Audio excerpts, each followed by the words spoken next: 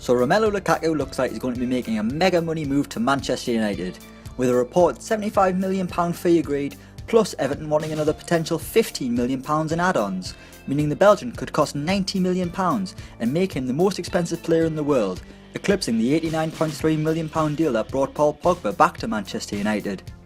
With that in mind, let's look at the most expensive Premier League 11 ever. In goal, it's Ederson. The Brazilian moved to Manchester City for £35 million this summer, making him the most expensive goalkeeper in history, but only in pound sterling. When Gianluigi Buffon moved to Juventus from Parma back in 2001, he cost €53 million, which equated to £32.6 million, while Ederson only cost €40 million, but with the current price of the pound, the exchange rate converted that to £35 million. Little bit of trivia there for you. Don't say HITC isn't educational. Will he be worth it? That remains to be seen, but he can't be worse than Claudio Bravo. Our first defender is Shkodran Mustafi. Yep, we're playing a really imbalanced 3-4-3 formation that would look more at home on FIFA than in an actual football pitch. The German defender moved to the Emirates last season for around £35 million, as Arsene Wenger looked to shore up his defence and make a charge for the Premier League title. It didn't work and Arsenal finished 5th, but I don't think that was Mustafi's fault. Next up, it's John Stones. The most expensive defender in Premier League history and the second most expensive defender in the world, second to the third defender in this team, who we'll come to next. How many more times can we say defender? John Stones and his lovely cagoule cost Manchester City £47.5 million last summer, and that fee just epitomised the problem with inflated prices for English players. The spotlight was on Stones even brighter in his debut year at the Etihad, and it probably didn't go as planned. Our third defender is David Luiz. The wacky-haired Brazilian is the most expensive defender in history, but that wasn't when he joined Chelsea, it was when he left the first time round. PSG paid the London club £50 million for Luiz in 2014, and just 2 years later he was back at Stamford Bridge, costing Chelsea £34 million, with potential add-ons on top of that. Thank God the David Luiz that came back to Chelsea was a mature defender who could be relied on, rather than the erratic one who just drew comparisons to Sideshow Bob trying to murder Bart Simpson. In midfield we've got Angel Di Maria. One of 3 Manchester United purchases in this side, there was so much excitement when Angel Di Maria moved to Old Trafford from Real Madrid for £59.7 million, following a fantastic season at the Bernabeu. The Argentinian started brightly, began to fade, almost had his house broken into, hated Manchester, left for PSG and became simply known as a Premier League flop. Next up, it's Paul Pogba.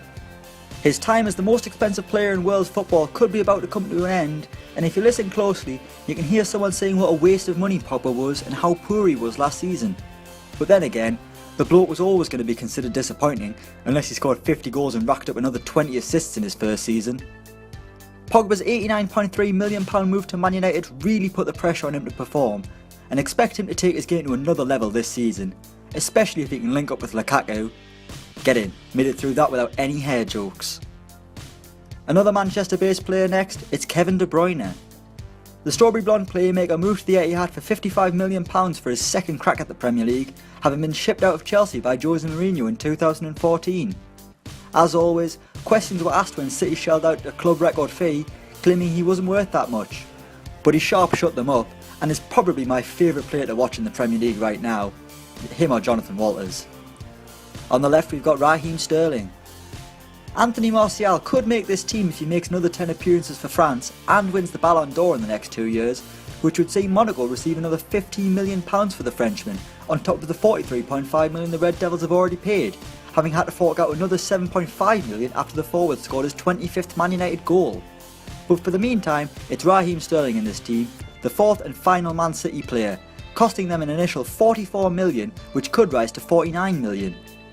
Another example of inflated fees for English players. At 22 years old, Sterling has so much time to prove his worth and learnt to stop running with his arms flapping like a bird.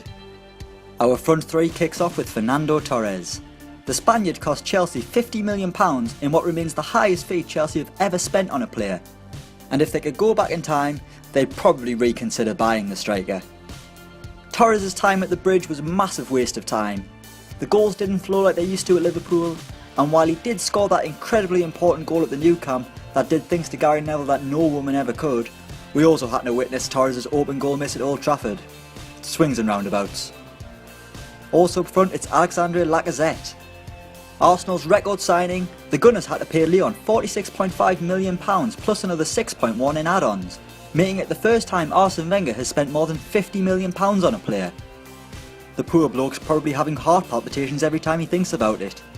For his sake, let's hope he gets the goals, although Arsenal Fan TV would be hilarious if he ends up like Marouane Chamakh. And finally, it's Romelu Lukaku. Manchester United agreed a £75 million deal with Everton, with an additional £15 million worth of add-ons, as well as Wayne Rooney going the other way, which could make this the first ever £100 million deal. The Belgian will finally get the chance to show he's a Champions League player, and he can thank United's escapades in the Europa League for that. Will Lukaku propel Manchester United to their first Premier League title post Sir Alex Ferguson? We shall see come May 2018. So that's the most expensive Premier League 11 ever. Let us know what you think in the comments below, and don't forget to like, share and subscribe.